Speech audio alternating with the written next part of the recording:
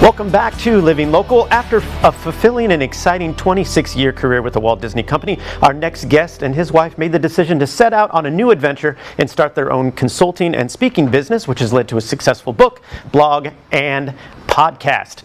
And here to tell us all about it is Mr. Dan Cockerell. Dan, how are you, sir? Hey, good morning. How are you? I'm doing well, man. Thanks so much for being here. I'm a big fan of yours. So your last position with the Walt Disney Company was the Vice President of the Magic Kingdom at Walt Disney World.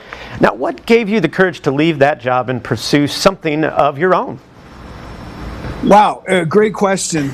You know, I spent 26 years with Disney in 19 different jobs, and we have 3 kids, and our last son was about to go off to college back in 2017, and I was good. My wife, Valerie, you know, she'd worked for Disney for many years and was ready to go on an adventure. And she said, you know, what are we doing next here? I said, look, I work at Disney. You either retire or die here. You don't leave. And she said, no, there's a big world out there. We got a lot to go see. And I thought she was crazy. And it took her a year. It took her a year to wear me down. And finally, she said, look, do you want to go try this? I said, look, what if this doesn't work out? You know, what if no one wants to hear what I have to say? She said, you can always go get another job. So I said, look, if you're cool with this, I'm cool. Let's go for it. And we took off from there. Yeah, and that spawned a number of things, but I want to talk first about the podcast, Come Rain or Shine. I love your content and your guest list, and I imagine you learn as much, you know, as your listeners do.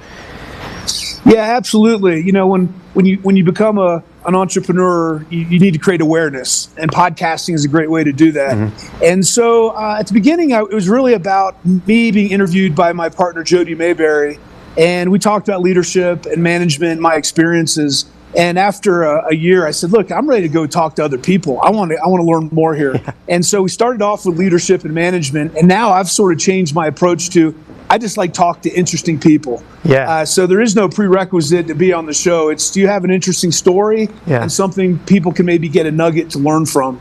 And it's been a lot of fun. It is. I'm used to interacting with lots of people, and it's a great way to make contacts and let people tell their stories. Yeah, and I have your book, How's the Culture in Your Kingdom? It's right here. And it's incredible, and there's so much to learn, but one of the most valuable lessons is taking the time to experience your product and service from your guest's perspective and viewpoint. And talk to us a little bit about why that's so important. Yeah, you know, it's the most important things in life just seem to be very simple concepts. Yeah. Because they're so simple, we forget about them.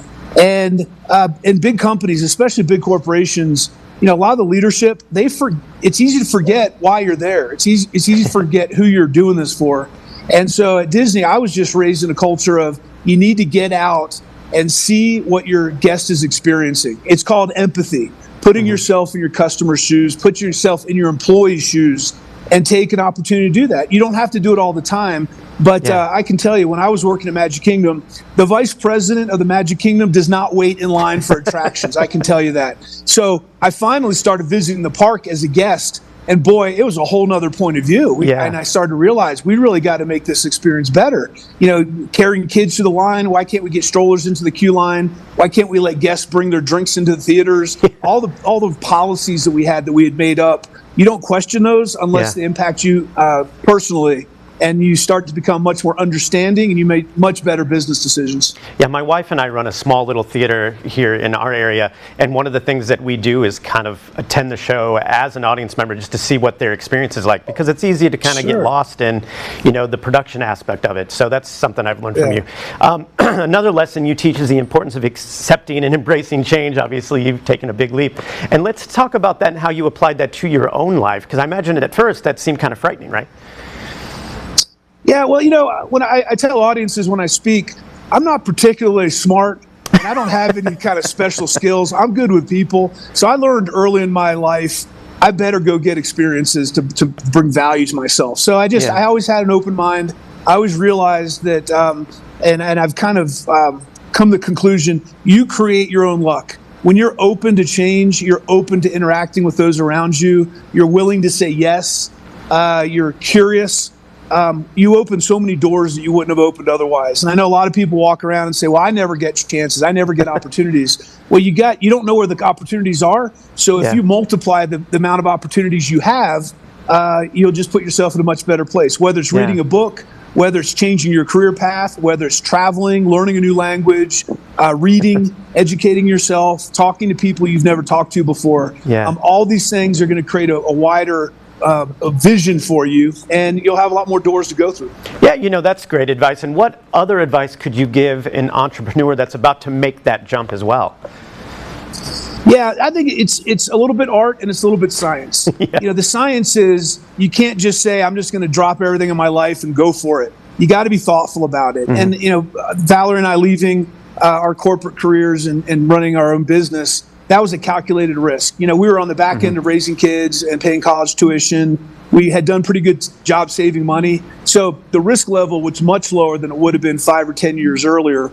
And then I think the second thing you got to get used to not being sure about the future. I know that's the case in life, but boy, when you become an entrepreneur, you don't always even know what's going on next month. And that can become a little stressful. So you got to learn how to accept that and that be part of and have faith that things are going to work out. You're going to have some good times and some rough times, just like everything else in life.